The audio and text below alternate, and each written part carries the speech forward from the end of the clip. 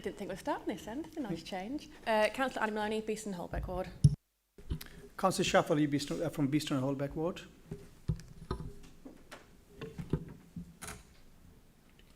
Councillor Kate Haig, Farnley and Wortley. Good morning. Councillor Adrian McCluskey, Farnley and Wortley. Councillor Raymond Jones from Horsworth, reserving for Councillor Iqbal. Good morning, Councillor Zara Hussain, Roundhay Ward. Luke Farley, Labour Councillor, Bermondsey and Richmond Hill. Good morning, everybody. Councillor Abdul Hanan, Headingley High Park. I'm Councillor Stuart Goulton. I represent the Rothwell Ward and I'm chairing this meeting. Becky Atherton, Scrutiny Advisor to the Board. Hi, I'm Councillor Caroline Anderson, representing Adlan Wharfdale Ward, but I'm also substituting for Councillor Barry Anderson today. Morning, Lou Cunningham, Armley Ward. Councillor Simon Seary from the Pudsey Ward, substituting for Norma Harrington. Thank you very much. Before we go into the first item, before we go into the major items and have introductions from our guests here today, we're going to go through the formalities of the first items. So, item number 1. There are no appeals against refusal of inspection documents, Chair. Item 2. No items excluded from the public domain. Late items. No late items. Declarations of interest. Are there any declarations from the board? Councillor Cunningham. Thanks, Chair. Please could I declare a non-pecuniary interest. I'm a director of Armley Action Team, and we were a hub that set up a community fridge alongside Climate Armley Action and also community food pantry. Thank you. Any further interests to declare? I'll declare a non-pecuniary one, which is I am Vice President of Leeds Allotment Federation in terms of the food strategy item. Okay, so we have apologies next. Chair, you've got 3 apologies today. Councillor Barry Anderson, Councillor Caroline Anderson is attending as a substitute, Councillor Norma Harrington, Councillor Seary is attending as a substitute, and Councillor Mohammed Iqbal and Councillor Jones is attending as a substitute. Thank you. All the substitute councillors are very welcome, and I recognise that several have been here before, so we appreciate your continued support for the board. Let's go into the minutes. Chair, you're being asked to approve 2 sets of minutes today. The minutes of the meeting held on the 18th of July and those of the call-in meeting held on the 31st of July. There's no matters arising, so they're just open to comment from members. Any comments, members? Thank you. Let's move on to our first item of substantial business, which is the waste strategy update. We have John Woolmer with us, and we also have James Rogers, who is the director.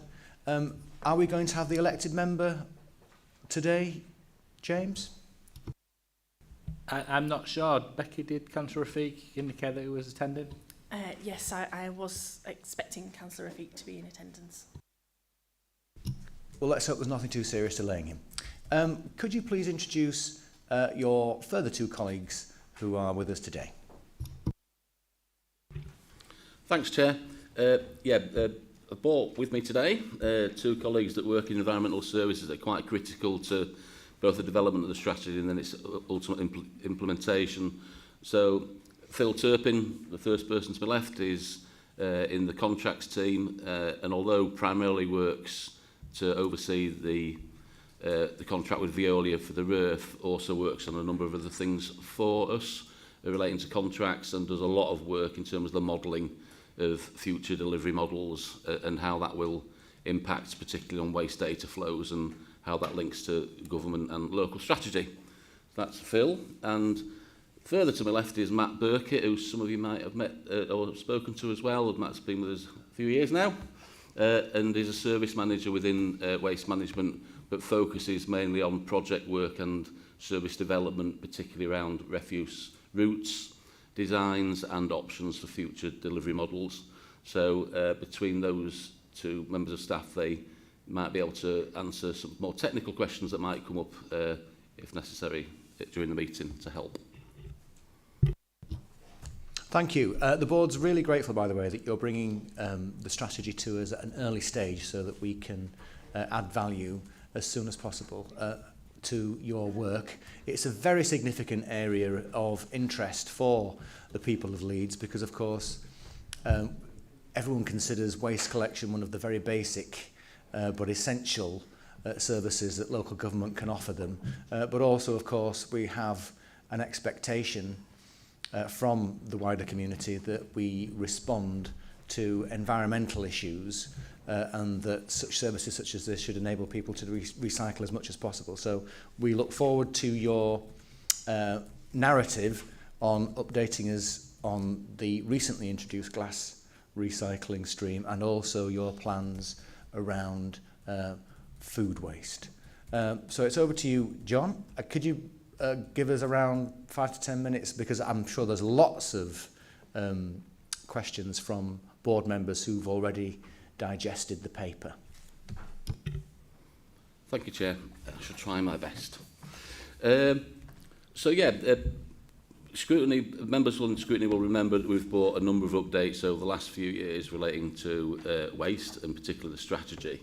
And it's worth reflecting that an interim waste strategy was agreed by Executive Order in 2019 that covered 2019 to 2021.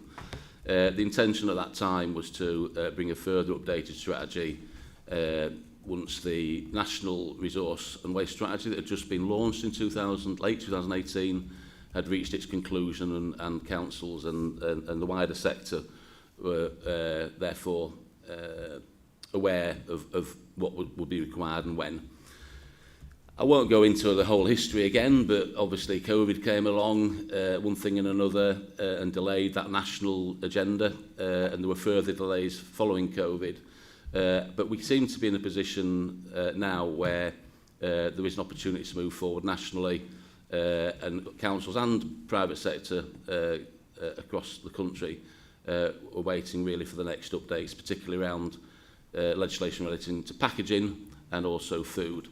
So just put that context in terms of this paper. It comes after a series of updates to Scrutiny Board, including a joint inquiry with the Resources Board in 2022-23, and then a further update from myself in June, July last year. So this paper comes on the back of all that work and all that sort of rationale and delays, and focuses more on the delivery within a strategy of what that would mean in terms of household waste collections. So it's not a whole strategy that's being put before you, it's how the part of it that will deal with household waste collections would potentially develop. And as the Chair said, the intention really was to try and bring this to you at an earlier stage than perhaps before, for views and comments and scrutiny really in terms of issues that you perhaps would like to see considered if and when an actual decision is made around some of the proposals contained within here. So, I won't go into details, but some of the context in the first couple of pages talks around what has happened since I last came to you in June, July last year, and updates you on some of those significant developments nationally, and just picking out a couple of those things. The key things really that will impact on what we can do in Leeds and indeed across council across the country will be our legal requirements, particularly around the collection of glass, which we will come on to, and food. And the promised funding that would come with that nationally. The packaging reforms would be funded through something called extended producer responsibility, which significant progress has been made on nationally, and the latest update from DEFRA government is to expect notification later this year, probably November time, on what funding will come through to councils for EPR, and the DEFRA is working with the private sector, the producers of packaging in the meantime, to get them used to providing the necessary tonnage data that will generate the fees that will be paid to councils from next year. So that's good news in terms of that is progressing. There's no further delay in that. That's already been delayed a couple of times. So there's some information around that in the report.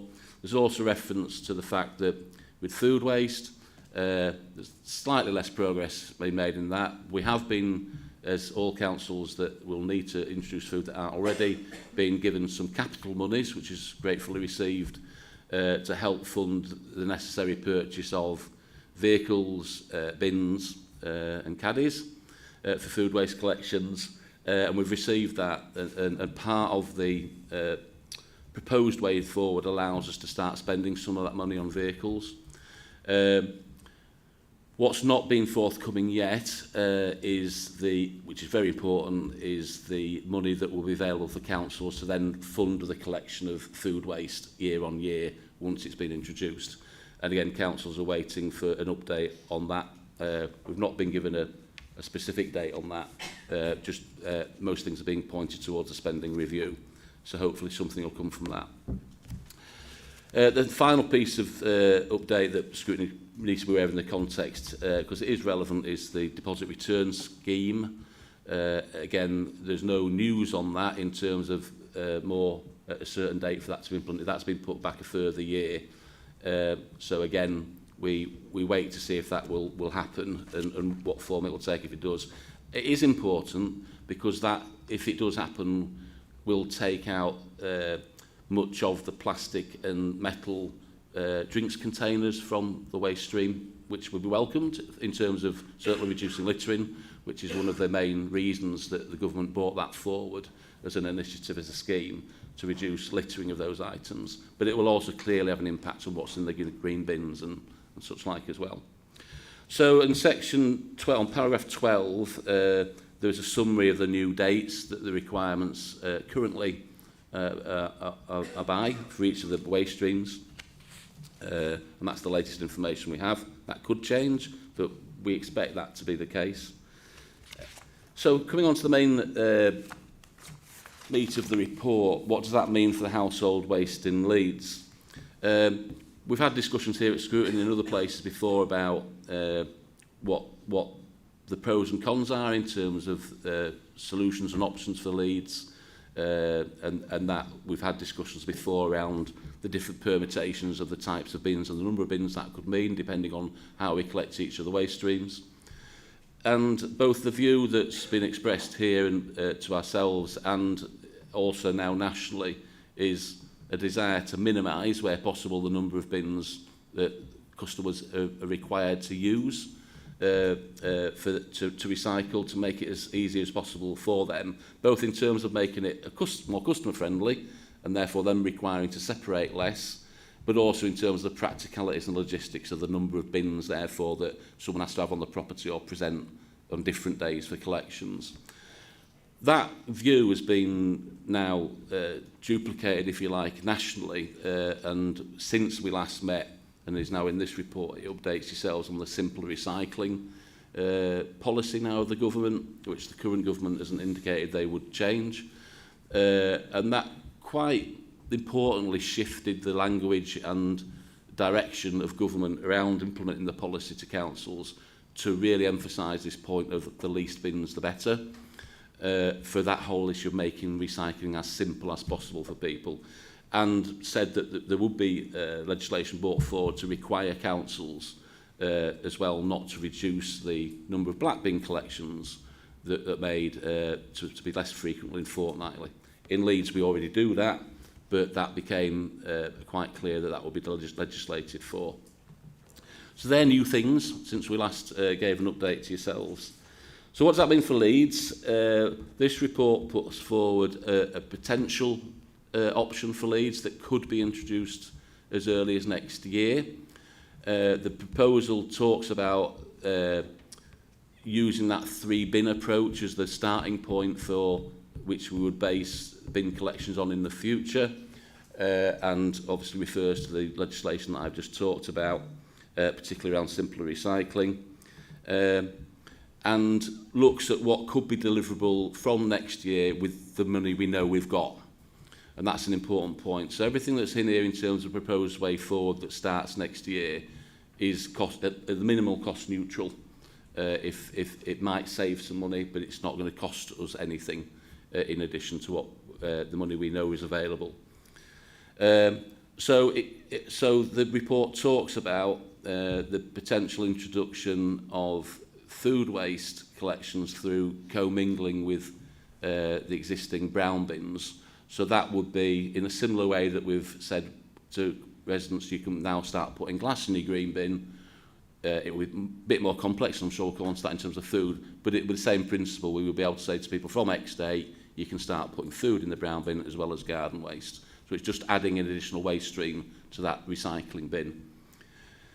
The advantages in doing that from next year would be that that would mean we could afford to also use that opportunity to expand the brown bin garden collection service to a further 70,000 people across the city. So it's currently 220,000 households. It would expand to around 290,000 households, which would mean 80% of households across the city would be able to have a brown bin if they wish to have one and use it.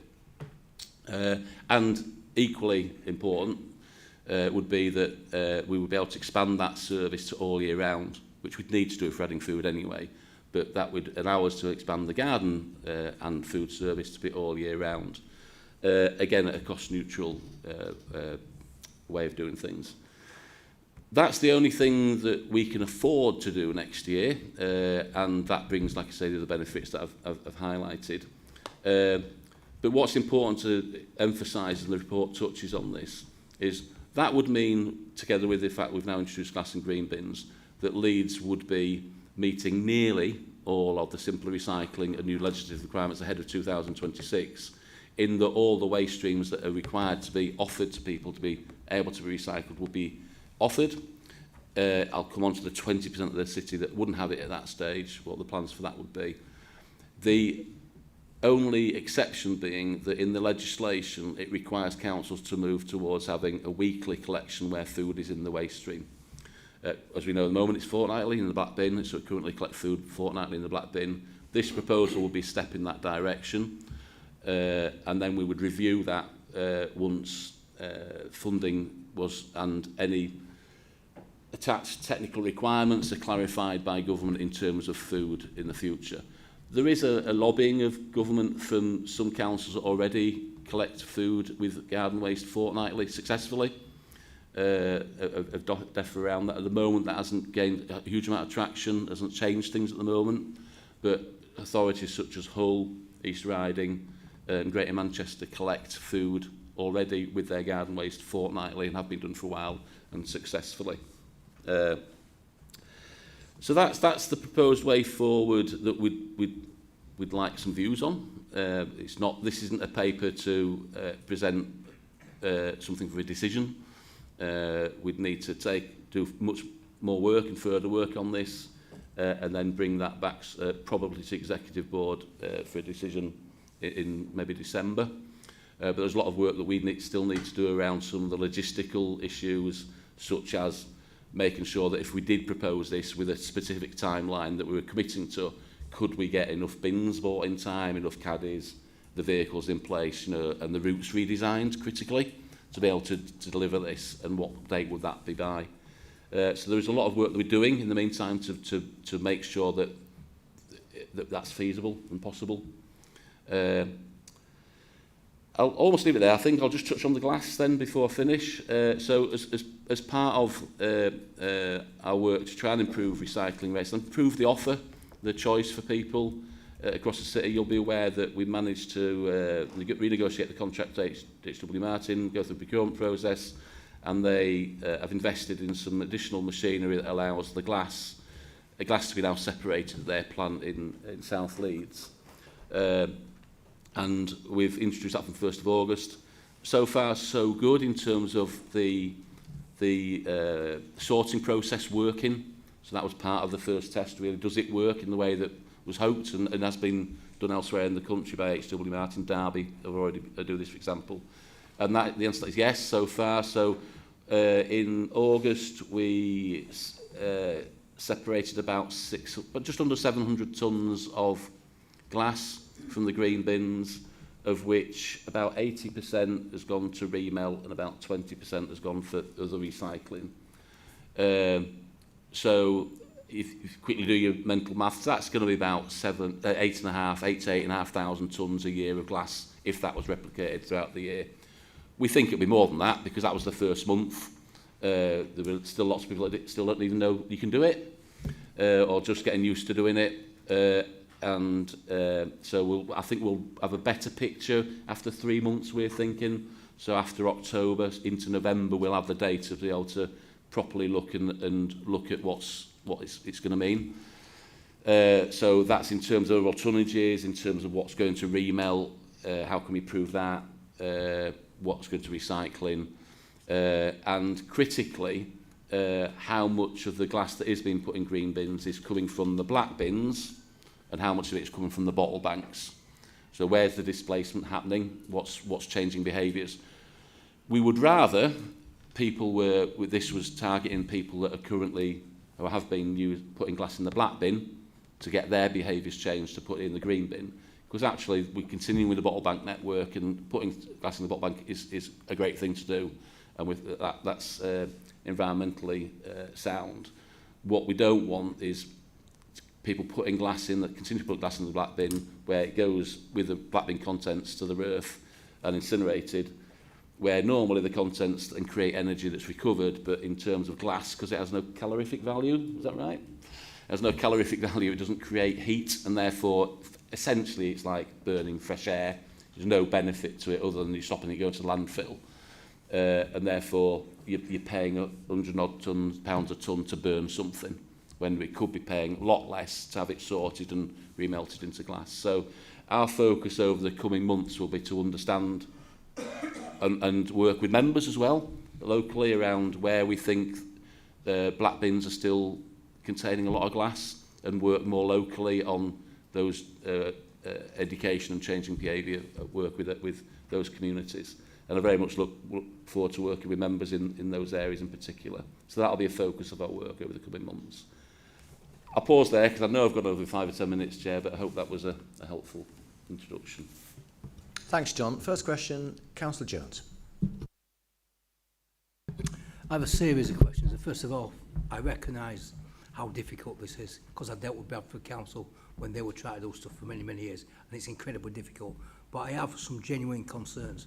And the first one is, do you have the resource to do this? And I ain't convinced you have. Let me explain why.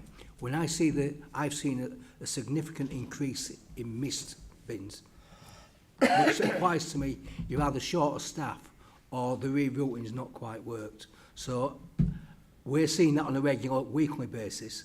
That's the first point I would make. I would also suggest that you will need significantly to increase your resource or the number of people doing it. And I think that is a challenge, to put it mildly. Because if we have the same number of staff doing it as what we have now, it would not be possible in my view.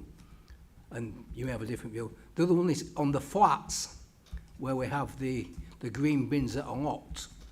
I think in a lot of cases that's why people don't recycle in there, because they cannot get it into the pillar box that exists. So the other one is on brown bins on flats, would you be intending to put some of the larger bins into them so that people could also recycle their waste? I think that's it for now, to be honest.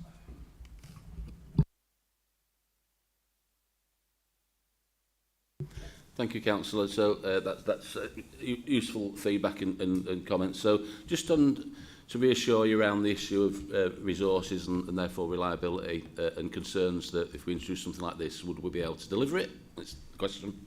So as part of the modelling work that we're doing, we're building those extra resources in. So it's not about the current garden waste service. I described it more from a customer viewpoint. From the actual delivery viewpoint, it won't be the current garden routes. We'll just be expected to add food and collect it.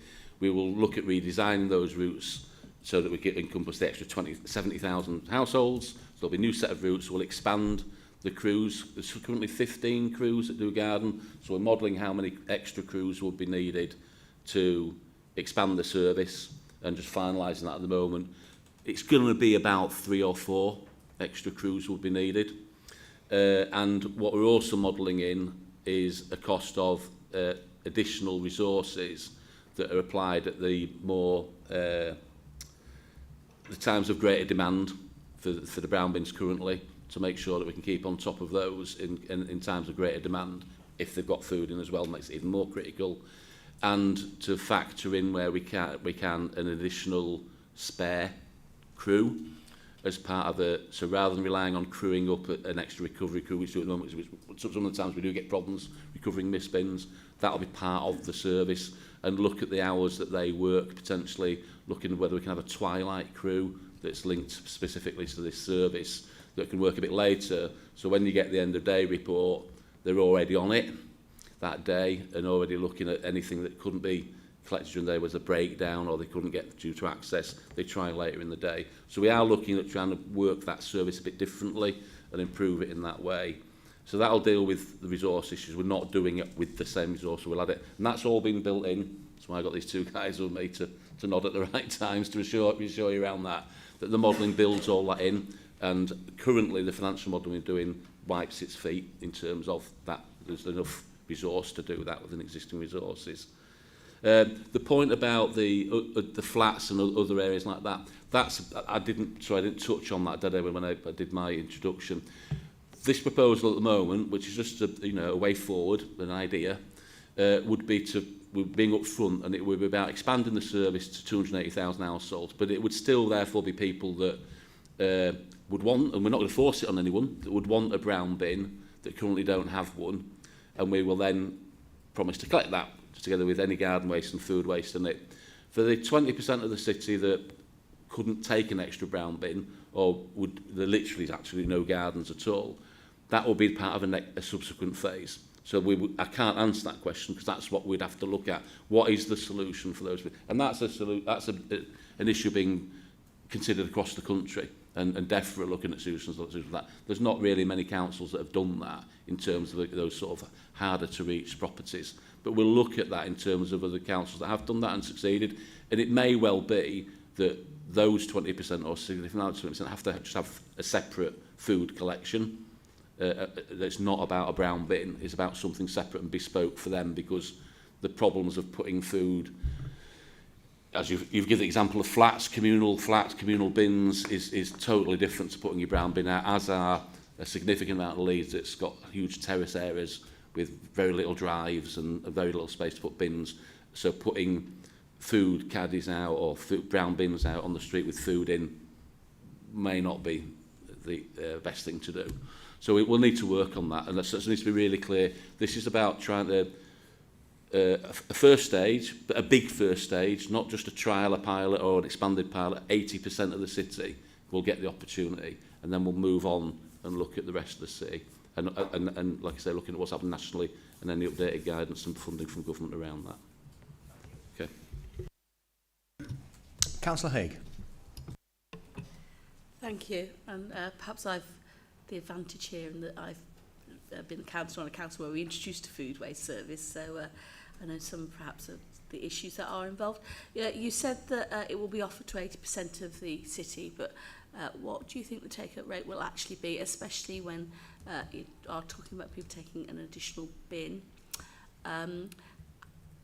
When you talk about the bin, if you're talking about mixing presumably bagged food waste with garden waste, I mean, obviously there's going to be spillage, etc., and bins are going to become dirtier. Have you considered using an insert into the bin for food waste, which I know in a number of other councils where they're mixing recycling or different kinds of waste in bins? That's been an option that's been used in certain places.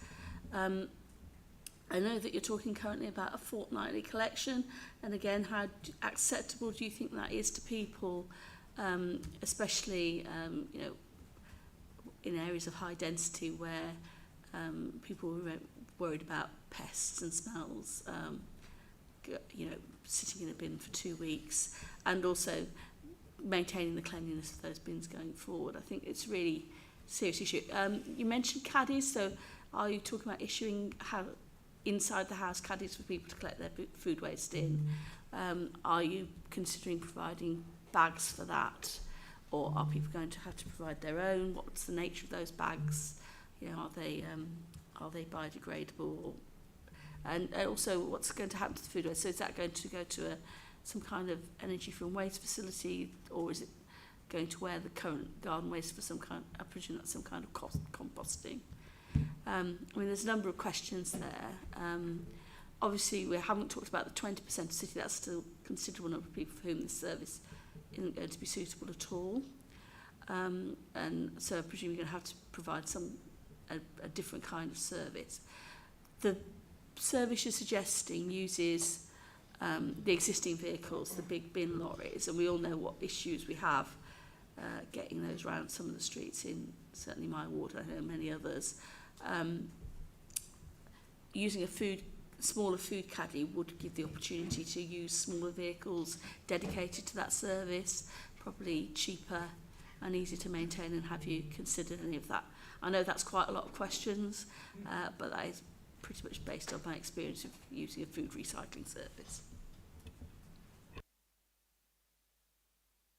Okay, I'll very quickly try to whiz through those. I think I can give you an immediate response to those, but I think the general response will be they're all extremely valid questions, obviously built on your experience by the sounds of it, and they're exactly the sort of things that in any final proposal would need to be clear. So they're exactly the right questions, and thank you for that. But in terms of just giving my immediate sort of response to that, in terms of the kinds of things we've been talking about potentially, so it's nothing more than that. This is not set in stone, and we'll see what comes from if we do come forward with a proposal. Take-up rates, there is a lot of debate around that, around the take-up rates, and therefore how you encourage more take-up rates, and that brings into play the whole debate around whether you require people to put food in or not require them, and all those sort of issues. And we've been working with other councils, like I said, that have introduced this already to understand their take-up rates. It's comparing apples with oranges in some cases, so Hull, East Riding, Greater Manchester, Cheshire, sort of examples of places, particularly Hull and East Riding, quite different council areas, so we're quite keen on working with them and understanding. We've started conversations about their lessons learned around take-up rates. So we'll work on that, and in the modelling, we'll be being clear what we've modelled in as what we're assuming the take-up rates will be, and therefore the financial modelling will be based on that. I can't remember the top of my head. Was it about take-up rate we've assumed thinking so far for food in a... It's the way we've done the food yield, the expectation of what food we'll get is based on some RAP guidance. RAP's an arm of DEFRA, and that uses the data from all local authorities that have ever operated a food waste collection. And it's slightly different the way we've done it in the model in terms of we've used that guidance. The guidance specifies kilogram per household, and if they expect that type, it's different for different types of households. So flats would have a different kilogram per household than a semi-detached house and terraced houses and things like that. And the way that it works is that it's a lower kilogram per household based on the expectation that maybe some people might not participate. That's how the model's been done for food, and that's how we had some consultancy work done a few years ago, and that's how they want us to work on it. So if you expect a certain type of housing stock to not participate as much, the kilogram per household overall goes down. Sorry, Chair, I think you misunderstood what I was saying is how many people accept the bins. So you said taking the actual bin itself was voluntary. Yeah, so again... So will 50% of people accept a bin, or will 80% of people accept a bin? Yeah, we're assuming in the modelling that everybody, that 290,000 people will want a brown bin. So there'll always be extra people that want them. And if that's it's a model, so we'll do more work on it, and eventually whatever the take-up rate will be, what the take-up rate is. But that's what we're modelling it on in terms of the number of people that want a brown bin. What we're not saying, this is part of what we'd be interested to be, like I say, for people's views on this, but the approach that we would take would probably be similar to glass in that we're not going to be telling people that you must put food in the brown bin.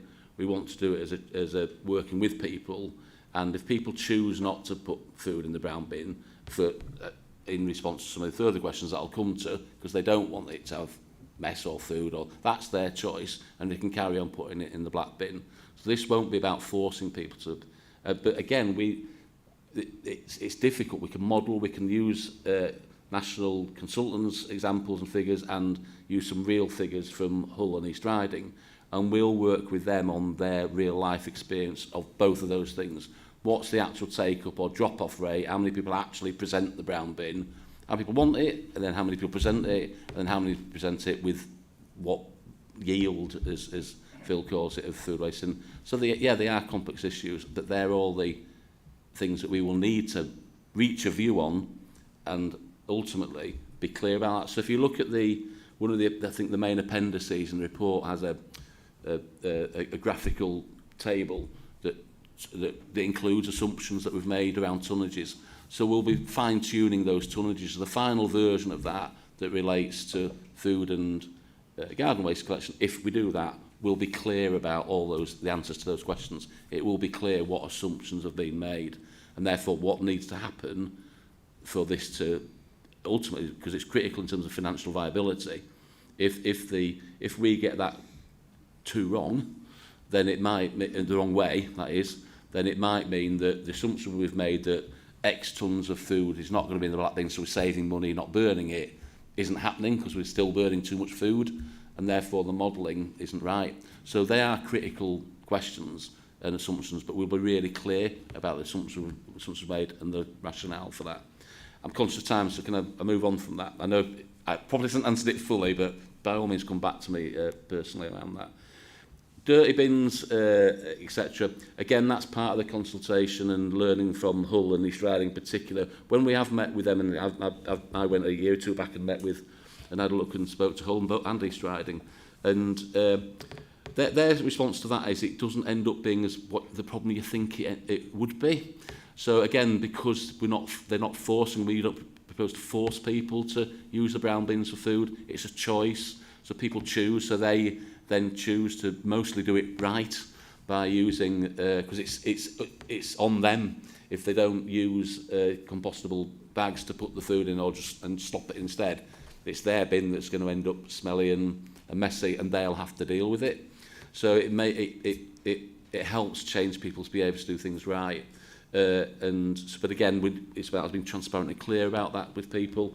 And that leads me on to one of the other questions around caddies. So yes, we are looking in the model to providing everybody with a caddy. We'll use the capital monies that's been provided around that to purchase that.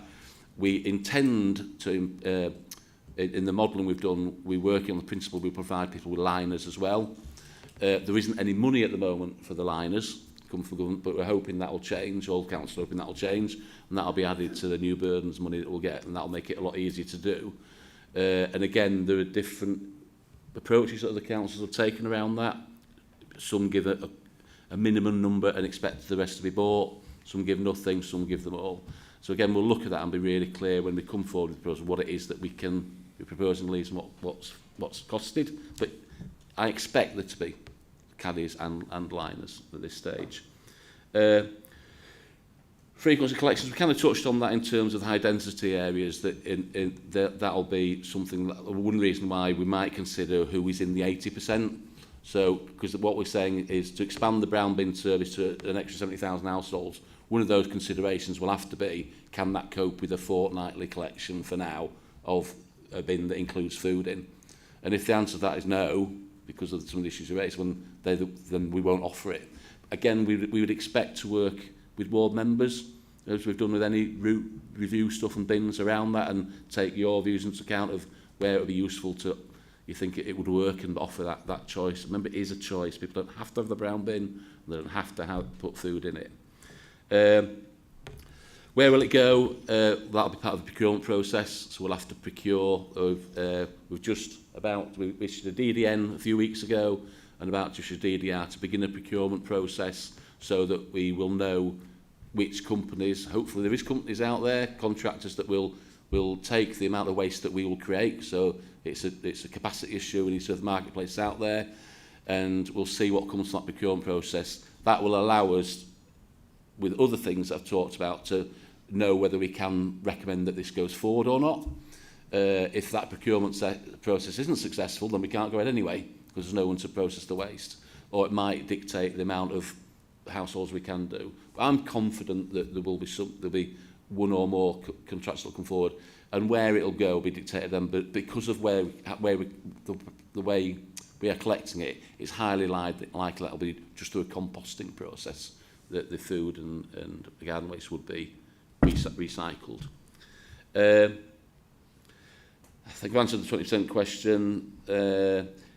The issue about existing bin size, and it links a bit to the issue you mentioned about what we do in the streets, so it's more difficult to collect. We haven't got the option at the moment of going to collect food separately away from the brown bin, so it's not an option for us to consider. So if we move forward with this option of commingling and reaching 80% of people, it would be on the basis that how we currently collect brown bins in terms of the methodology. You know, we go around with wagons, we empty bins in the back, we collect them on routes. So that's how we'd move forward. So and we've got the money to buy those bins and those vehicles, and we've checked with the manufacturer, and we could get delivery from those vehicles as early as February next year. So that would help. Okay. Thank you. Can I come in at this point, because some of your answers have delivered as many questions as they've fulfilled a resolution. You talk about how you've had consultants in to talk to you about this previously, and I'll refer members to page 30, which has a graphic on it where it talks about how the council is considering the delivery of food waste collection. And it has option 1A and option 1B and option 2, and then after that, dense housing options. When I was reading the paper, there was lots of discussion around option 1A and option 1B, but I didn't see any evaluation or narrative around option 2. Option 2, to my mind, is the model of the food waste collection that happened in this city, in Rothwell Ward, for 10 years. Much of the narrative that you've given us indicates that food collection is something new to us, whereas, as I've just pointed out, for my community, we had it for a decade until it was recently withdrawn. There is no evaluation of that 10-year pilot in this paper, so that we can understand that from experience you have concluded that the model that you're taking forward is the best one. And you haven't actually considered the option which is here. In terms of the response you gave to the purchase of vehicles, I think it's 7 million quid, isn't it, that the government has already handed over to talk about food waste recycling. Doesn't the kind of vehicles that you procure necessitate pursuing a certain mode of collection?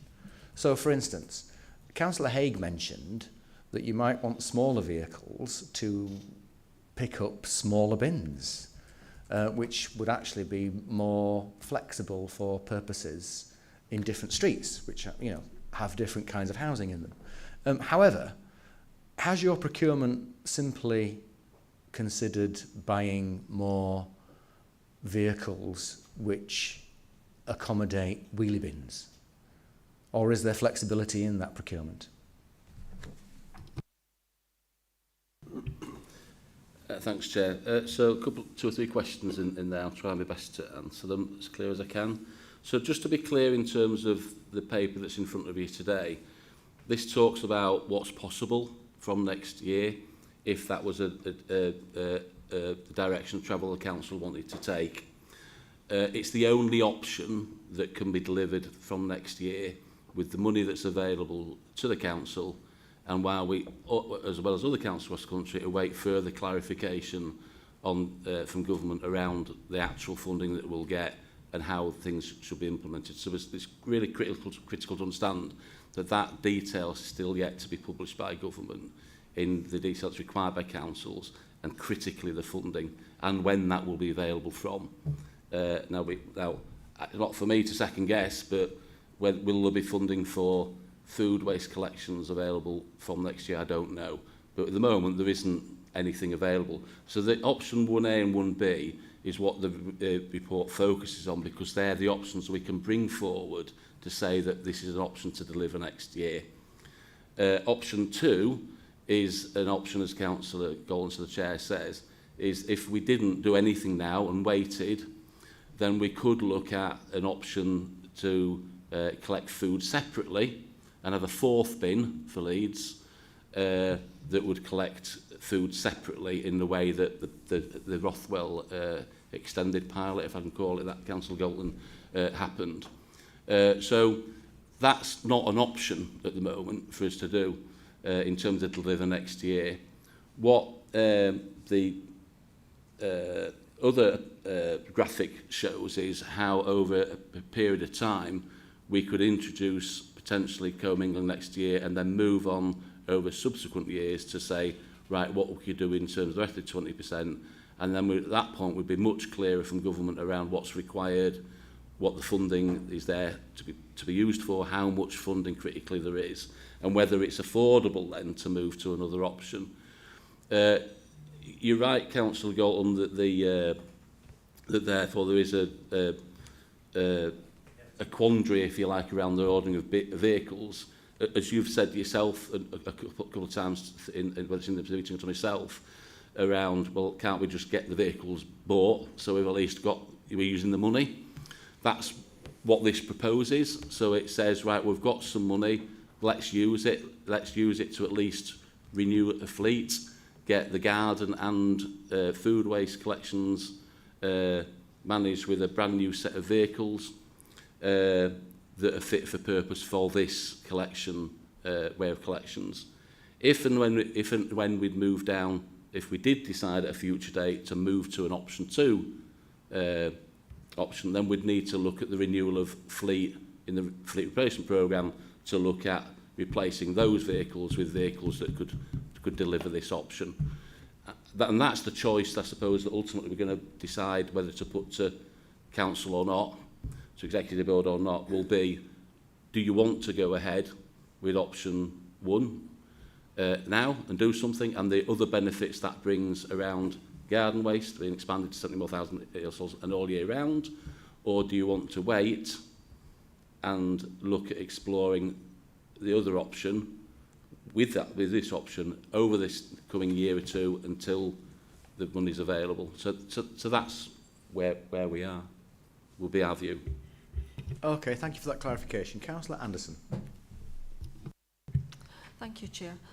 A few of my questions have already been asked by other councillors, but one that Councillor Haig asked, and I don't think that you have answered it yet, is what will happen to spillage on the roads? So at the moment, I understand from other councillors, some glass is being spilled from the green bins and not being cleaned up. So if food, and in my ward, often there's a lot of brown bin waste spilled on the roads when the brown bins are collected. But if that's got food waste in it as well, that will be a big problem. What effect will the lack of black bin waste have on the energy from waste plant? So you're expecting 20% less to go to the black bins, but actually it could be more than that, it could be 50%. Or you could find even more going in the black bins because people think they've got more room, so rather than going to the tip with their stuff, they might just put it in the black bins. Are we going to plan to deliver brown bins to all the new housing that's been built, especially in the outer areas? Because they don't currently, a lot of them have brown bins, so how are they going to be able to access this service? And the plan assumes weekly separate food waste eventually. Does that mean that we're going to lose then the year-round brown bin collection, which you're proposing? Thank you. Sorry, Councillor, could you just repeat the last question? I didn't catch that properly. Sorry. The last question was the plan assumes a separate food waste collection eventually. So does that mean that the brown bin all year round collection would stop? Okay, I'll try and answer those as quickly and as well as I can, but obviously, as I've said to other councillors, by all means come to me separately if you want any follow-up questions or points to or chat about things.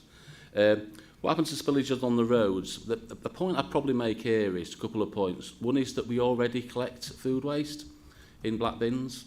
So we're not collecting a new waste stream, we're just moving it from the black bin to the brown bin.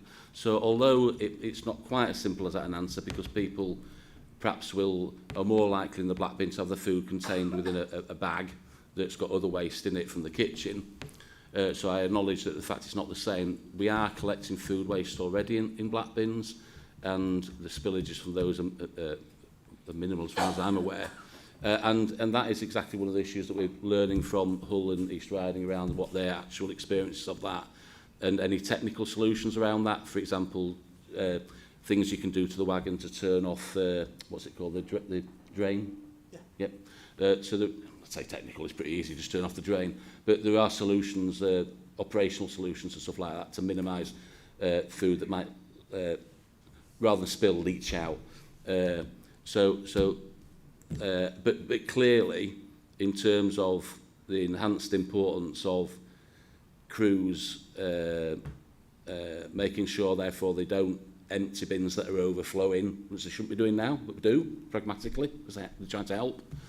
It'll be that an even more important issue to make sure that they're not trying to empty overfilled bins that therefore create spillage at the point of loading them. So that I take the point, and that is a really important point. Energy from waste tonnages, that's all been modelled in. So part of the modelling will be, we've done, not just for this piece of work, but we do, which is quite unique, I think, quite regular, I must forget the word, composition analysis of what's in the bins at the moment, particularly the black bins and the greens, but the black bins. So we have, and we're doing that every 6 months, every year. And we've done 2 of those so far. So we're quite confident around the percentages of food waste that's currently in the black bin. So we're using those percentages to model, so the council's gone now, model that against take-up rates, yields, all that sort of stuff, to come to a conclusion how much we think will come out of the black bin, and therefore affect what we're paying to be burnt at the moment at the incinerator. The critical thing there is, in a plus sense, it helps save money and helps fund the overall scheme, because it's a much more economic way of disposing of food waste to get it to recycle it. But also we need to make sure that we're not too successful, and therefore we go beneath the contracted amount of minimum tonnes that we have of Veolia, so we don't eventually pay for burning fresh air. And we're confident, the modelling models all that, and we're confident about that. That was one of the reasons that the government DEFRA allowed councils currently to be able to be exempt from the food waste requirement for 2026. For that exact reason, if we thought that by introducing food waste collections, it would have perversely cost us more, because we'd have been paying for basically burning fresh air, then we could have applied for an exemption, and that would have been recorded in the national legislation, isn't it? Which councils, there's a number of councils that's applied to. So hopefully that reassures you around that.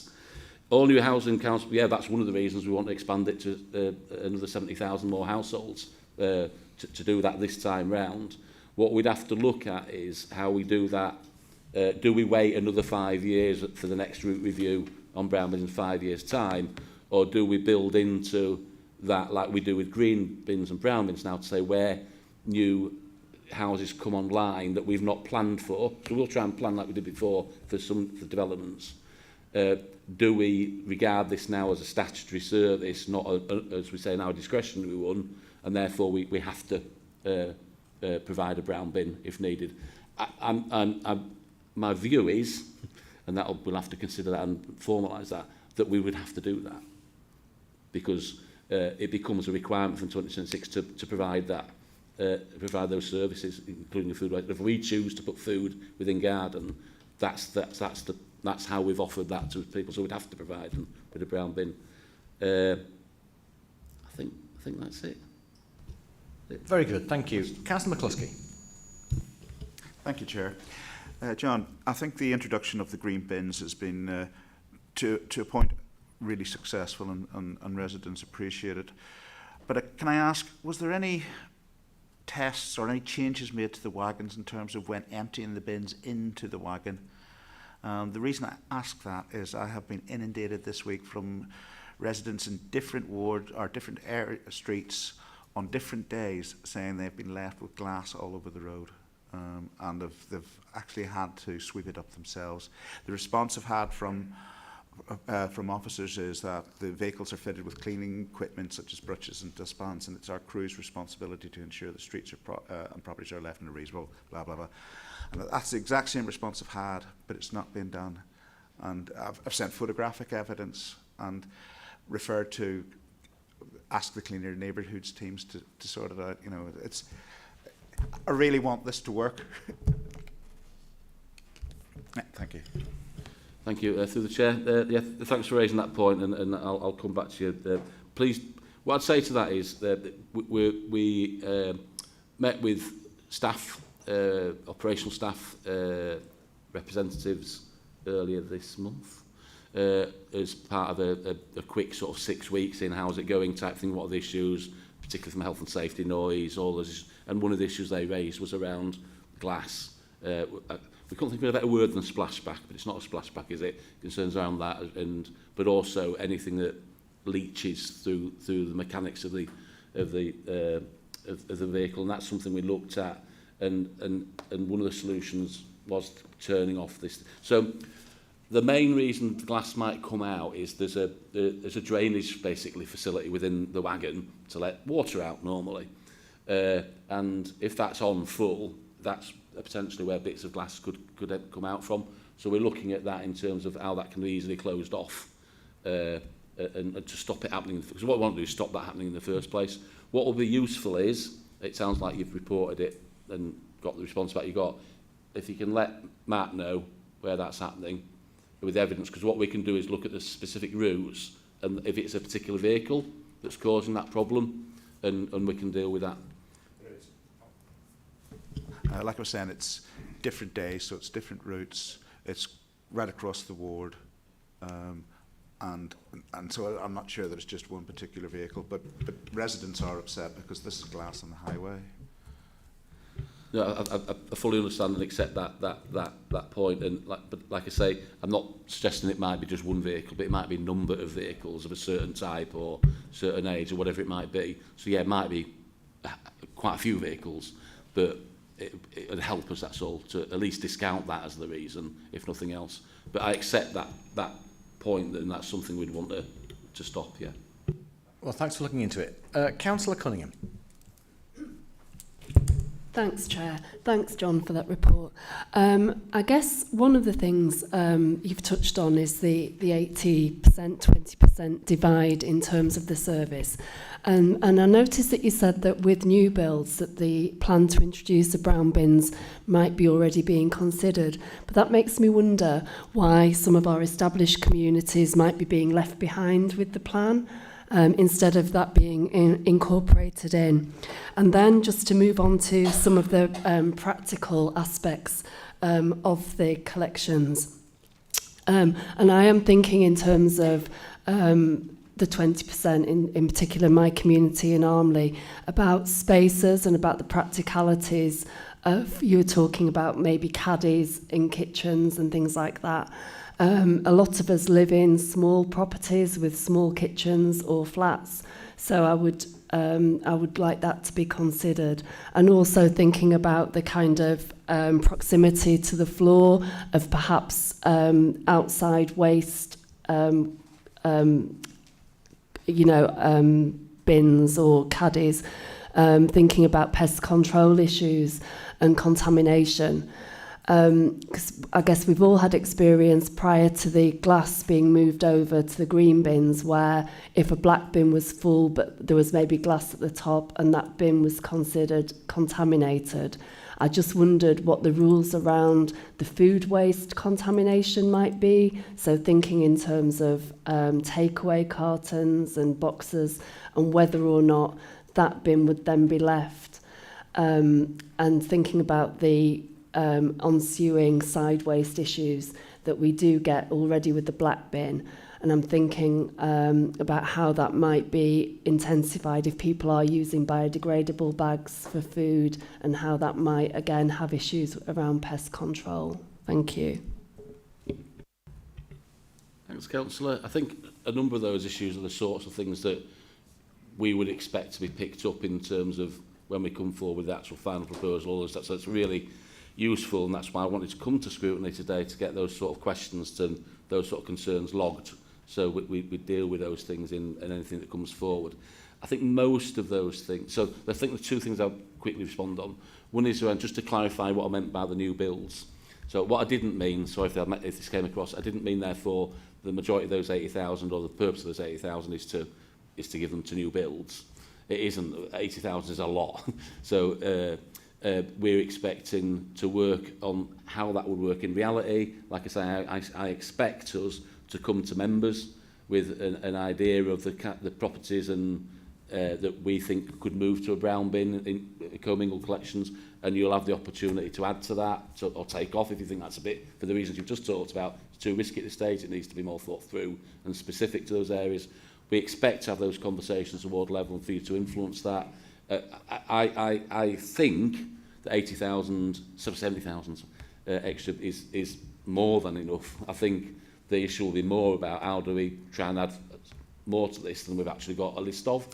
So I don't envisage we won't be saying no to someone having a brown. If you come to us and say that street would like brown bins, knowing they can now put food in it as well, and they've got a little bit of garden or whatever, we're not going to say no, unless there's a real logistical issue like access or something or whatever. But we will be saying yes. And then I can't remember the last point I was just going to pick up on.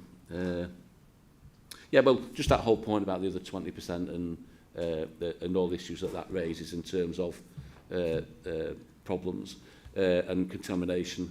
We will look at being clear what the policies around those things are in whatever we bring forward when that happens. Thank you. Can I bring in Councillor Farley now? He's been waiting a long time. Thanks, Chair. Yeah, I mean, speaking as a 20% resident myself in East End Park, I think one of the challenges that we face around just basic recycling at the moment is around basic education for the bins. Now, obviously, this adds an additional layer of potential complexity for many of our newer communities.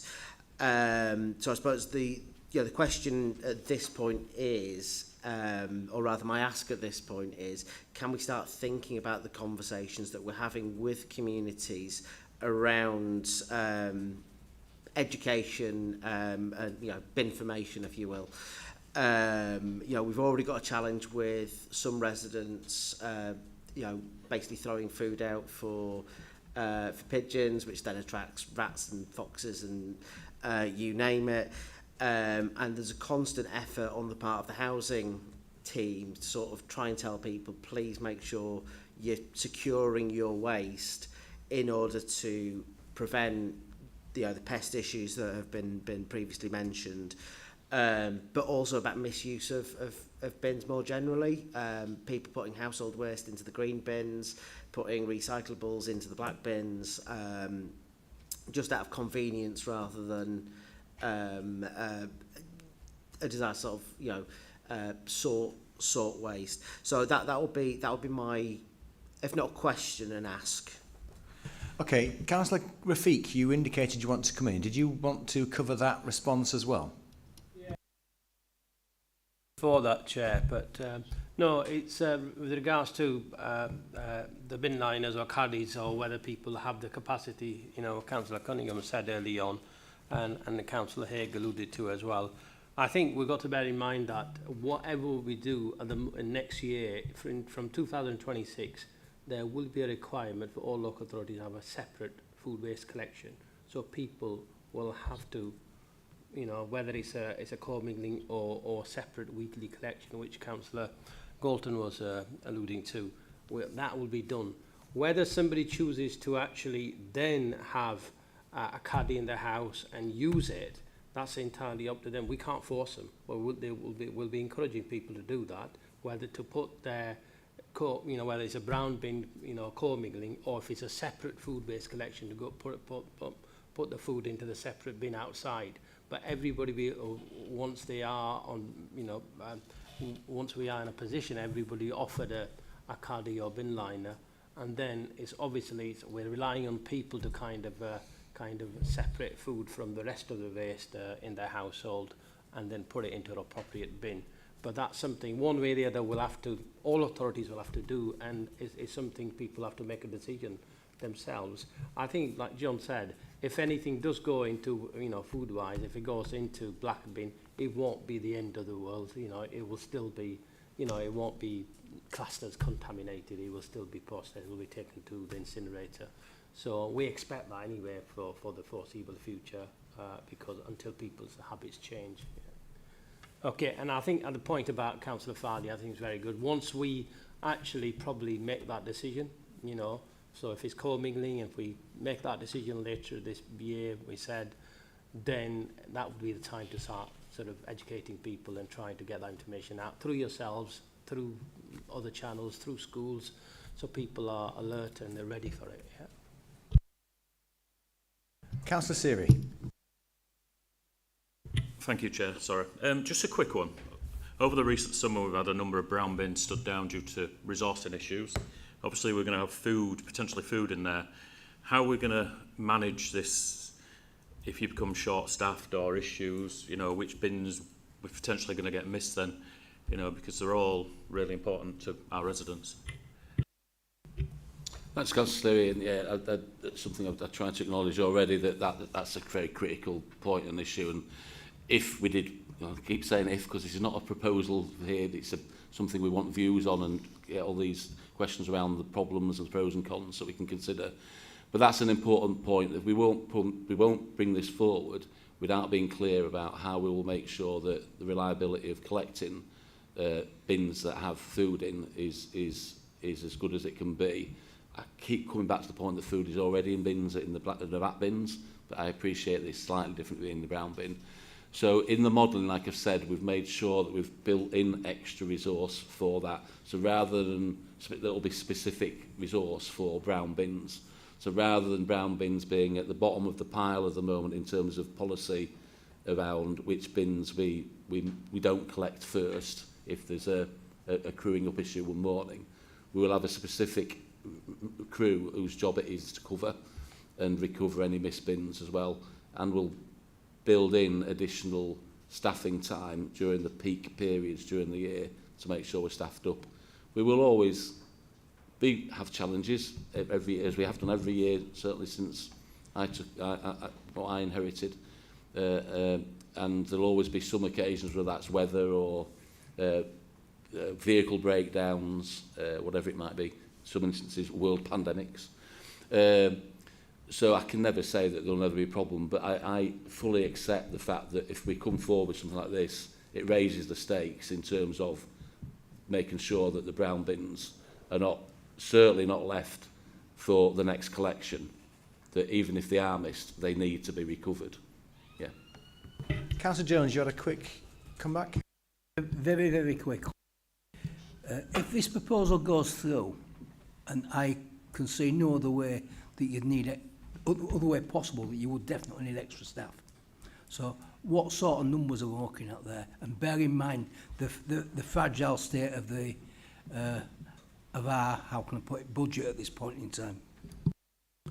So very quickly, I tried to answer that earlier, but in a different way to another question you asked. But in the model, we've built in additional crews into the modelling. At the moment, we're still finalising the modelling, but as I said, I expect that to be around 3 or 4 extra crews will be needed, routes will be needed. And we're building this extra crew that I've just talked about, again with Councillor Siri. So I'm expecting about 4 more crews. There are currently 15. So what's that, about a 30-40% increase in the number of crews that are currently there? That's all built into the model. So if we build all that in, we do all the things that everyone's talked about with assumptions, and it wipes its feet still, and it's affordable, then that is all built in. If it doesn't wipe its feet, it's not affordable, then we can't move ahead. But if we do bring it forward, it will be on that basis. There are extra crews, extra staff, and it's all built into the modelling. Yep. Okay, thank you. I think I'll bring that discussion to a conclusion. Thanks for all of your information, John. I think you will have appreciated that I don't think at this stage Scrutiny Board members can fully endorse a 3-bin solution at this stage while so much information is yet to be concluded or clarified. But we look forward to having that further information come forward. Becky, we'll collate all of the questions that have been asked today, and hopefully that will help guide the executive board paper that will ultimately come forward. Yeah. So thank you for your contribution, members, and thank you for listening. And we'll move on to the next item. If the officers and participants for the next item would like to join us, it gives time for... Of course, you're welcome to stay, gentlemen, because I appreciate that the food waste is part of our food strategy and how we manage our waste streams.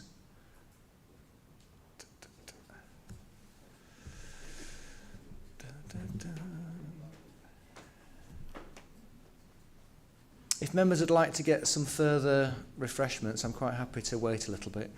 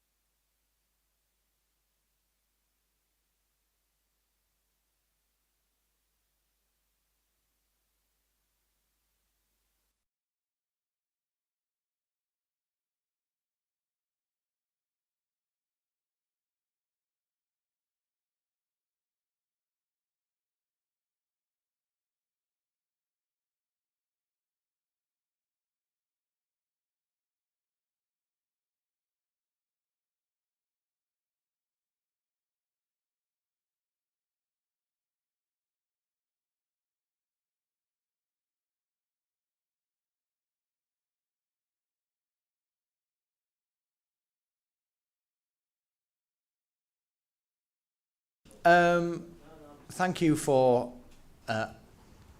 Polly Cook and her team to join us.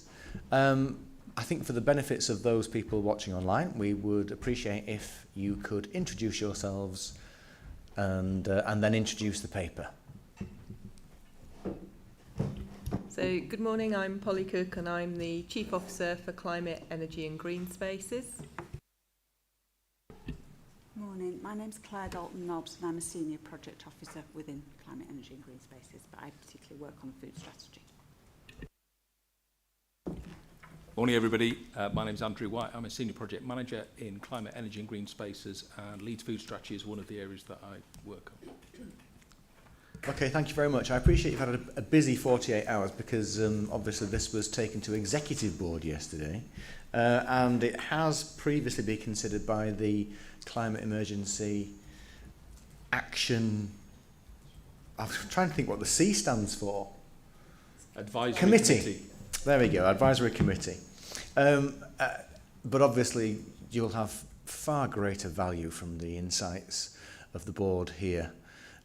So, are you going to introduce? Thank you, Chair. So I'm going to introduce you to the report, which we haven't written specifically for scrutiny. So apologies if it includes some areas that are specifically for Executive Board. I'm going to try and direct you to the areas that I think might be of most interest to you. I appreciate it's quite a long report. There's also a couple of appendices that we've added, which are not the full set that we put before Executive Board yesterday. I want to really try and get good information across to you about Leeds food strategy, what we are aiming to do, where we've got to, and what we're planning to do next. And then very happy to take questions after that. So the Leeds food strategy report itself starts on page 39 of your pack. We've got Becky's brief covering report that explains that we've sent this at quite short notice. I'm just going to briefly introduce you, but it's really, I'm reiterating what it says in the summary. So this is the progress on the first 12 months of Leeds Food Strategy. It was approved at Executive Board in March 2023. This is the first time then that so after the first full 12 months, it was launched at various events in the summer of 2023, and we're reporting on progress, learning points, areas that we think we can refine.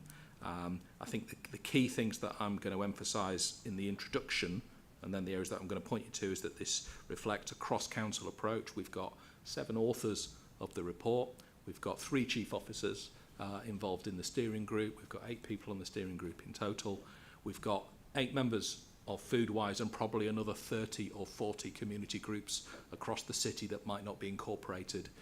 There's a food meeting every week in Leeds of one sort or another. There's lots and lots of work going on, and what the council's really doing is sort of steering, supporting, coordinating, rather than claiming all the work and doing all the work that in some cases communities, third sector groups are doing very well in themselves. So this is a cross-city partnership. We're going to focus specifically today on the theme of sustainability and resilience, but actually they're 3 overlapping themes, and they fit really well with the council's Best Council Ambition 3 strategic pillars of health and well-being, food security and economy, sustainability and resilience. The health and well-being is the same word for word as the council's pillar. Food security and economy fits closely with inclusive growth, and sustainability and resilience sits quite closely with net zero as well. What we're hoping to focus on today specifically, but I'll also draw attention to something else as well, is the sustainability and resilience theme. That's paragraph 71 to 90 of the report. Starts on page 52 of your papers today. But I'd also draw attention to what we've tried to do in the first year of the strategy, which is to impose a bit more rigour and a bit more focus on delivery on what the outcomes will be. So we've also got in the report, and I'll draw attention to it either later on or in the questions and answers, a set of key performance indicators as well. Those of you that are aware of what the city's doing around Marmot City and public health will recognise some of the KPIs as well. So they're measures that the city's already looking at, and therefore we're just paralleling those in the food strategy. I really wouldn't say too much more other than we do think those 3 themes are overlapping. If you've got a question about one of the themes or why there's an interrelationship between sustainability and healthy food or local food or seasonal food, very happy to take those questions. It may well be that Polly, Claire or I can't answer those, but we'll talk back to our steering group. I think we've got the next steering group meeting in about 3 weeks' time, and we'll get further information to you as we have it. And I was going to stop there. Very good. I appreciate the condensed introduction to a very large agenda. Much appreciated. Members, do we have anybody who wishes to ask the first question? Councillor Anderson. Thank you. On page 43 of the report, paragraph 22, you make a statement that says people from lower income groups face challenges accessing healthy food. That isn't quite true, is it? What are these challenges?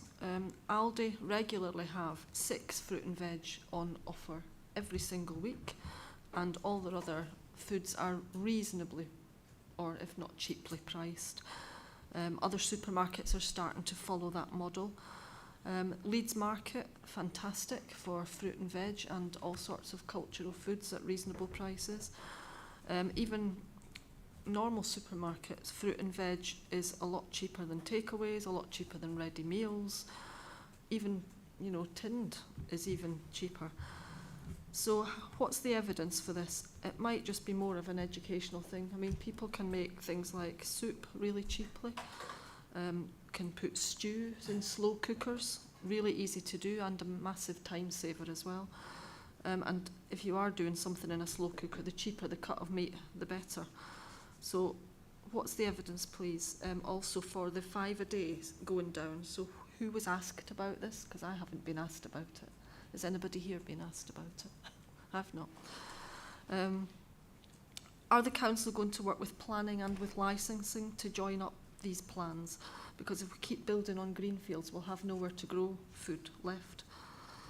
Councillor Anderson, how many questions have you got? Because I think we'll start with the first one first, if that's all right. You can come back in later on. Right.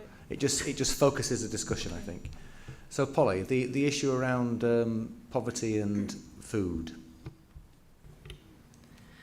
Okay, it's obviously not within the core remit of what we do from the sustainability part. Sustainability point of view, but from the conversations and the work that we've done within the group, I think that the challenge is that not everyone has access to a big supermarket.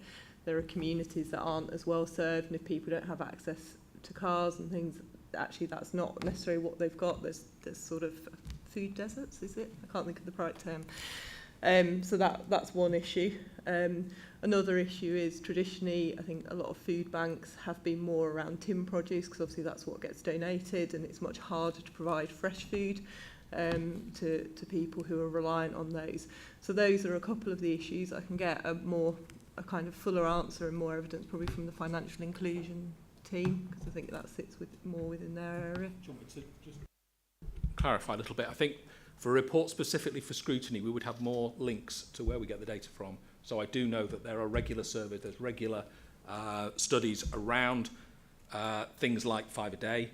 What we've provided for in the Equality Diversity impact assessment is to drill down and find out exactly where those locations are. And it may well be we've got a sort of hot and cold map of the city. And so we've got some areas that are very well served and some areas that might not be far away from a supermarket, but if they haven't got access to a vehicle or there's no bus route or there's something else, that supermarket isn't relevant to them, and that's where community groups could come in and fill the gap.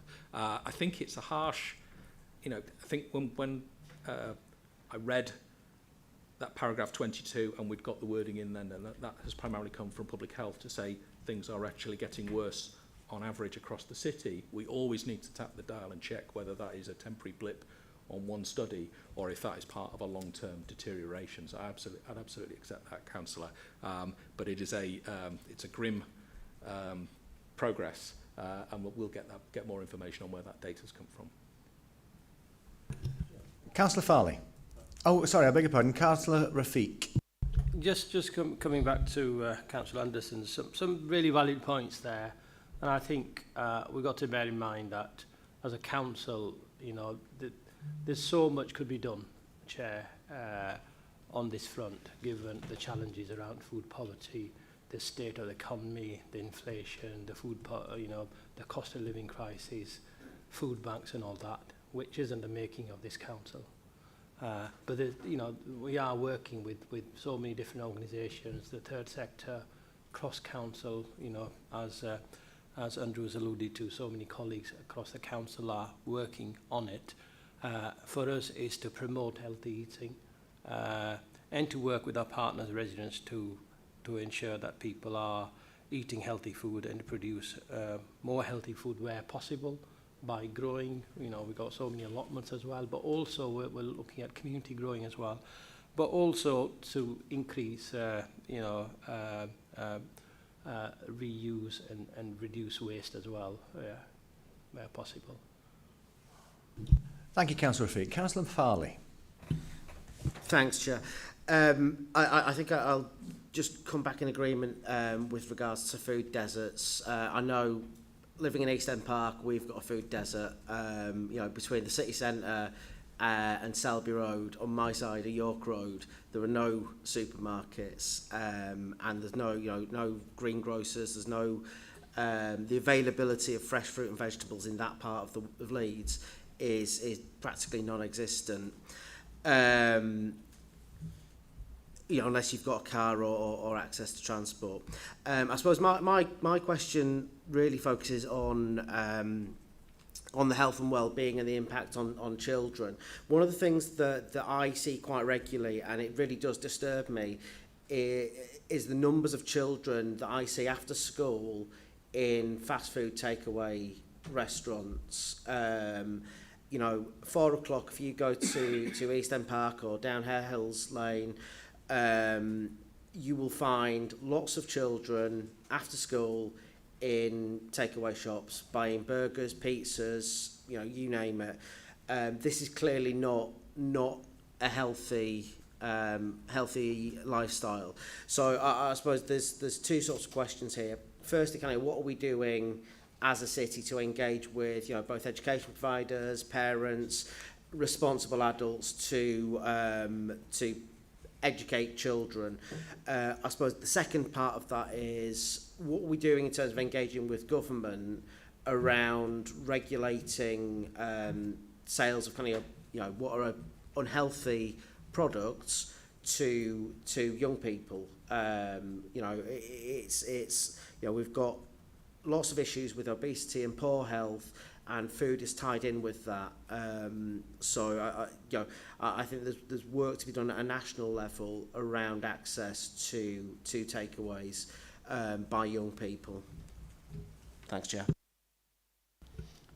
Thank you, Councillor. I'll start with this one. So we've got a brief paragraph 17 of the report draws attention to what we're doing. Councillor Anderson, it also touches on your question about what we're doing in terms of discussing with planning. So we've got some supplementary planning guidance on hot food takeaways, which would give the council ability to refuse new licences for hot food takeaways. We've got an example of that, and I think we shared that at SEAC, the meeting in July, so I've got that to hand as well, and I can point you to that. I do think that there is an appetite nationally for more guidance and stronger rules. There was a. I'm going to drop a few food-based puns today. So certainly, after we wrote the exec board report, there was an announcement last week around, for example, bringing forward guidance on restricting advertising for high fat, high salt, high processed food before 9 o'clock, which when we wrote this, we weren't sure if that was going to happen. It had been sitting on the shelf for a couple of years. So these are included in the recommendations of the National Food Strategy 2021 that hasn't really been progressed. I'd say particularly, Councillor, it touches on so many different areas, and there was a reboot from various stakeholders involved specifically on children's sites, like the former UK Children's Commissioner, Anne Longfield, who works very closely with the council and councils locally. So I think they are putting pressure now on the government to accelerate that progress. The UK Food Foundation republished this week a March document talking about 10 policy areas on food that they think it's primarily central government can do that are relatively low cost, no cost. And again, I can share that. I'll share that with you, Becky, and we can share that with members of the committee today. But it's also important that there are things that Leeds can do within the powers that we've already got as well. And so that's where that overlap between sustainability and resilience and public health and planning are really important. And I think particularly that sort of cross council staff group is really important for us to maintain, so that we do get the levers into the work we can do now, as well as building it in long term in the city plan for 2040. Councillor Cunningham. Thanks, Chair. Thank you for that report. I've just got a couple of things to draw on and ask about.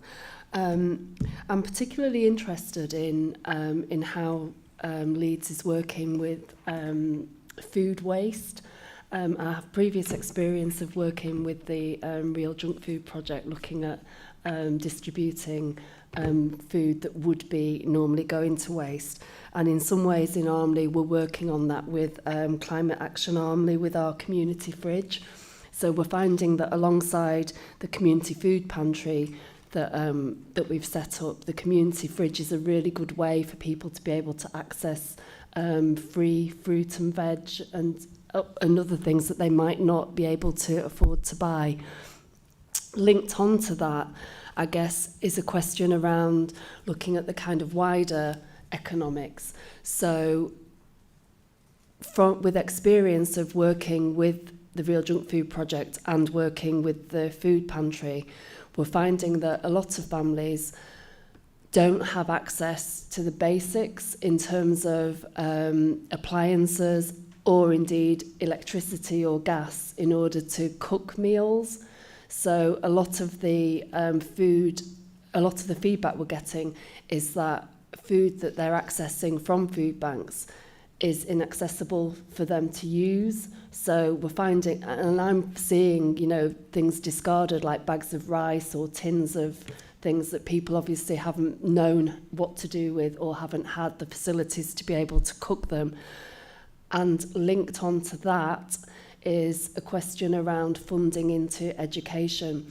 Again, previously, I've done some work at the Cardigan Centre running some healthy eating, healthy cooking on a budget courses with parents from schools around Leeds, which were really well received and well attended. But I don't see as much funding going into those kind of areas now, so I'm interested in that as well. Thank you. Sorry, can I add a supplementary to that? One of the things that we're very keen on this scrutiny board, given our responsibility for communities, is understanding how different council departments enable communities to respond to some of the strategies that they've got. In the principles of asset-based community development, Councillor Cunningham has mentioned some schemes which are delivered from community premises. How do we make sure that each area in the city responds to the council's overall citywide food strategy and are enabled to pursue improving some of those aspects that they can within their communities? What's your relationship with community committees, for instance? So we've started discussions around the team organising the community committees, talking about, I guess the discussion we'd had specifically initially was around local growing, local composting, local projects that we knew there were some of, but there's definitely not one in every area of the city. But I don't think it's much of a step to progress from that to food education. What you wouldn't want then is to have several different food education programs. You'd want to then get some feedback on what we think would be, or what the committee think would be useful, and then to issue that once and to share it. So the early discussion's been around land use, composting, and particularly the overlap then of sort of because it's not a big step, is it, from food waste to composting to then using the compost to grow more food, but that hasn't been specifically about the mismatch between the food that's supplied and then what people can use. So it's early days in terms of the first year of the strategy. I was just looking at the food waste section of the report, and that I think if you like, the council collecting waste food is very much the sort of last resort, and we want people to use food before it's wasted. And I think we probably need to make clear that that's always going to be the assumption when we talk about the hierarchy of waste, when there's things that can be used differently. I also think in the broader communication around the strategy, we have engaged with businesses that are able to take items that are very close to their best before date and to use them for other things, not all of which are food, but all of which then have value. So that could be juice, that could be soap, that could be other cosmetics, that could be other things that they're able to do that all have value as well.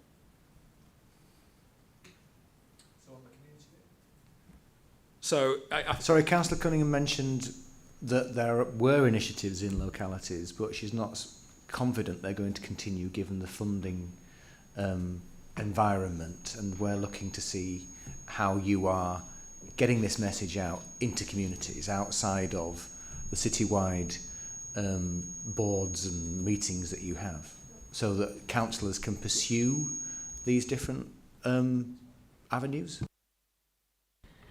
So I think that around the sort of the food poverty agenda and food waste, a lot of that's been done through the pre-existing Food Action Network, which is all the community networks coming together. So there's a lot of work with third sector as opposed to necessarily directly by the council. And I mean, that's even the same with things like education. We've got somebody called Rethink Food in Leeds who've done amazing work with primary school children. So a lot of it is how we sort of link up. And I think even within the report, one of the challenges all those organisations are finding is actually the reduction in donations. And that is proving an issue.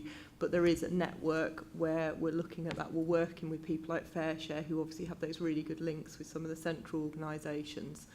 I think there's probably some work to do from what Andrew's saying around the community committee and making sure that they're aware. But I think most community committees will be aware of the organisations working in their area. But if people think that's a gap, more than happy to make sure that that's all joined up in terms of those different organisations that are operating. But from my experience, most of the time, ward members are really actively involved in what's going on in their area. Councillor Jones.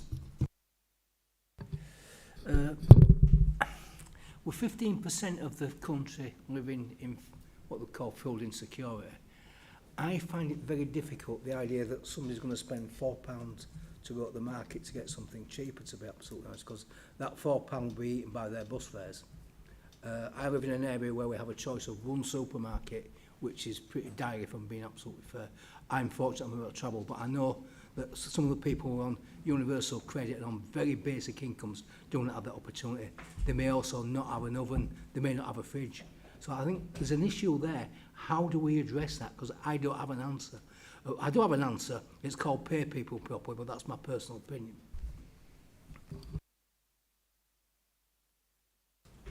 I don't think anyone has an answer to that, in all honesty. I mean, there's obviously things like the household support funds. There's some of the policy about, trying to get away from food deserts, trying to bring in sort of supported food banks where there is a financial contribution, but it allows people to choose what they have rather than being given a parcel. It gives more time. So I think those are the answers, but they're not quick solutions to get to. But you're right, there's some fundamental societal issues that need resolving, and within the food strategy we're not looking to solve those, but we're looking to provide that interim solution until they are solved. Councillor Rafiq. Yeah, just on that point, I think it's a tough question to ask any officer, because it's slightly on the political front. I think Councillor Jones, given the 14 years of austerity, I think it'll take some time for the economy and people's disposable incomes to recover and people to come out of poverty and the cost of living crisis. So I think we just need to, all of us, we need to kind of do what we can. It's not something I think this council or the officers of the council, or indeed, some of our key partners could do at the moment. I think a lot is being done to help people out, but that's where we are. We know, what the state of the economy is.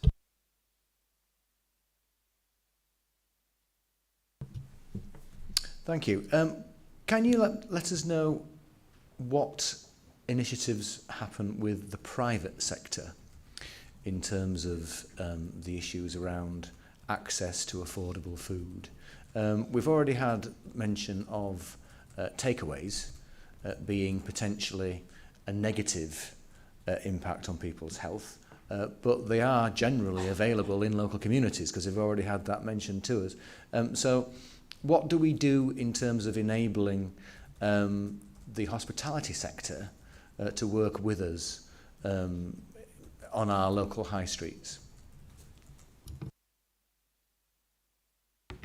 So I think it was one of the things that was identified during COVID. So when COVID hit, there wasn't a good network set up to be able to get rid of food that was left in some of the cafes. So it's some of the work that colleagues in financial inclusion have looked at in terms of how do you make people aware if you suddenly have spare food, to try and limit waste. So that's one thing that's happened across sort of the hospitality sector. But in terms of sort of private sector, a lot of the time we've tried not to encroach on, as they say, for example, somebody like FareShare has really strong established relationships with the supermarket. And so we will work through FareShare because they do that on a national level, and actually it makes more sense for us to have FareShare as the partner. But we have, in certain circumstances, linked up with specific supermarkets when we've been looking at things like community shops, or we are having those conversations. So I don't know if you want to add anything else, Andrew. Yeah, just to add a little bit more, it certainly doesn't apply to every high street in the Leeds district, but we're also working with economic development, so the middle part of the report talking about food security and economy mentions some of the private sector organisations that we're doing business with. We're also using the fact that we've got a food strategy as an excuse or an opportunity to make sure that it touches on things like the city's conferencing, or the city centres sort of offer there. So we are focusing on food sustainability when it comes to the Global Destination Index that the city has for businesses in the city centre, mainly that sort of hospitality side of things. But I would agree with you, Chair, it doesn't reach every high street, and that may be seen as something that we're able to reach. We've got a list in the middle part of the report on the various businesses that we've helped to fund, but we also know, exactly as Polly said, there are other organisations that are far better at being able to work with those organisations, and it would make this report even longer to list all of those organisations, but we can talk to FareShare to get a representative example of their reach, which spans far more than the council can do in terms of some of the areas about intercepting food. Councillor Farley. Thanks, Chair. It's just coming back on that point, and to an early point with regards to the East End part of Richmond Hill side of York Road basically being a food desert.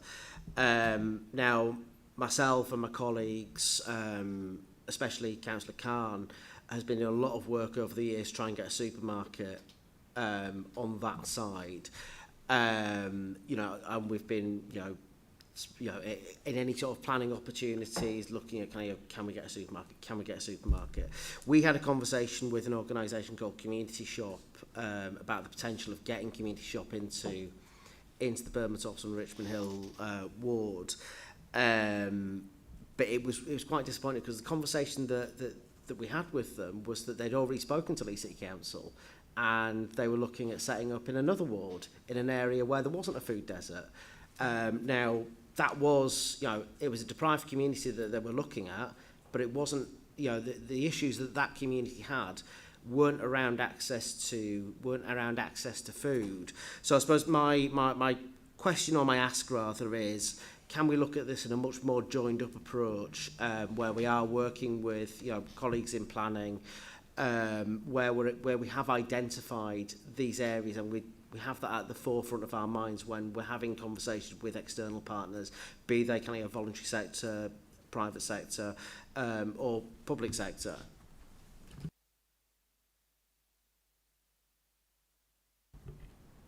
I think, we can certainly. I think probably the best answer is we'll take it away and have that conversation and just understand.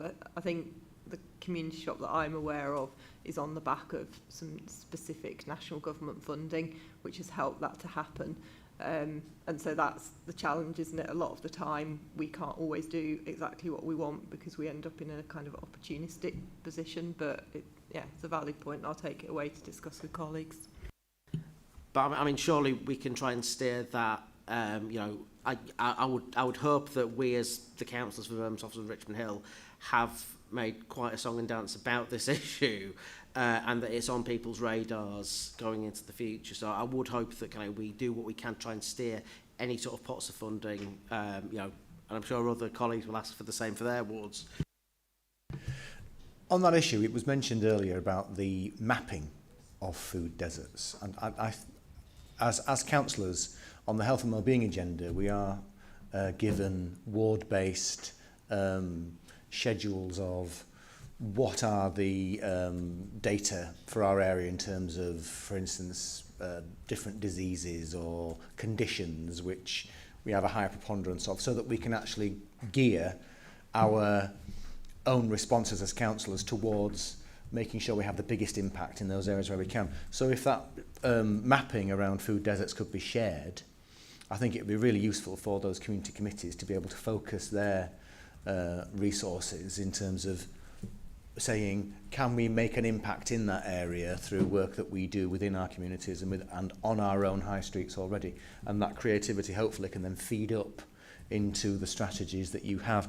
On another level, for board members' interest, I did get in touch with the West Yorkshire Combined Authority, because obviously food security includes things like food miles, and it includes things like use of our agricultural land, which is within council authority boundaries, but perhaps in terms of strategy are best taken at a devolved level as opposed to a local council level. And they are currently developing their food security strategy, and we can feed into how that develops going forward. So some of these areas where we feel like we haven't got the current resource to respond or the funding to respond, actually at this moment in time the devolved authority is pretty well resourced in comparison to the local authorities that are beneath it, and they're looking at things like inclusive growth strategies and making sure that there is planning, spatial planning in terms of rural areas to deliver sustainable food within reasonable food miles. And also, of course, on the back of that, there's that whole renewable energy demand and how the two can sit beside each other. So I think there's plenty for us to feed back into that on the basis of the city's food security strategy. Sorry if I went off onto a wider tangent there, but I think that's where we were going in terms of how do we fit our local needs into the city strategy and actually draw down resource from above that. Any further questions from the board on food security? Councillor Seary. Just a quick one. Going back to community committees, it'd be useful to know about allotments, because I know there's a big demand in certain parts of the city, while others they aren't, and it could be where we could put some funding, you know, to expand the allotments in different areas. I'm happy to share data on allotments with the different community committees and show what the capacity is at the moment and what the demand is. So we do have a bit of a variation across the city, where some areas there is capacity or at the moment and there's not a waiting list. There's other areas where they're in high demand. So if that's something members are interested in looking at a community committee level, that's fine. We can bring that data. That's helpful, thank you. Councillor Anderson. Just the final question I had on my list before. Appendix C looks a bit thin in terms of members of your group. And under Leeds City Council, it doesn't actually say what parts of the council. So can we maybe try and get people from education in terms of the school meal side of things, planning, licensing, and based on lots of comments, transport needs to be, somebody needs to be there from transport. So I think Appendix C are the sort of members of Foodwise, which is the kind of external organisation, but what we have within the council is the exact group that you've described that has people from across all those different sectors that come together and feed in, so things like Leeds markets will be there as well. And then we have sort of one link from the council to Foodwise Leeds to make it as efficient as we can, so that they can bring back where are the connections and what can we do as a council overall. But that's who sits on Foodwise Leeds as a kind of external organisation that operates independently of the council.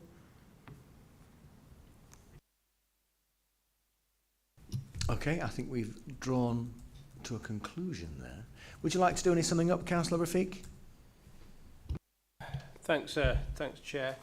I realise that there are a lot of difficult, some detailed questions, and given, as Andrew alluded to at the beginning when in his introduction, that this is a report where many different council departments or offices have contributed, not just from the climate and energy and environment and green space team, which is headed by Polly Cook.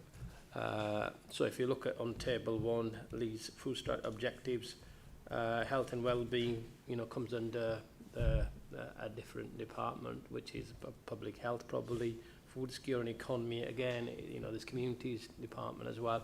But I'm conscious of the fact that I think what relates more to policy team is sustainability and resilience, and we will take it away and talk to those colleagues and pass on where we haven't. But if there is anything you need, you're not sure, you need asking, just ask us, and we'll make sure a correct member within the council actually comes back to you with the right answer.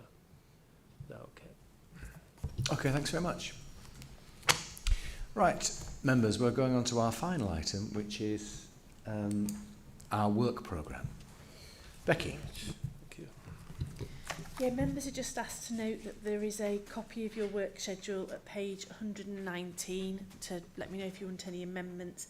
And can I ask you in particular to note the additional working groups that are now in the diaries in response to your requests in the run-up to Christmas, including SimSpec Walk on the 9th of October, Social Progress Index on the 17th, your budget working group for all scrutiny members on the 23rd, that's Monday, and your individual budget consultation working group on the 12th of December. Is that clear, or have we got any questions? Thank you very much. Time date next meeting? Next meeting is 23rd of October at 10:30 for the public meeting, with a pre-meet at 10 a.m. Great. I look forward to seeing most of you there. Thanks very much for your attendance today and your contributions.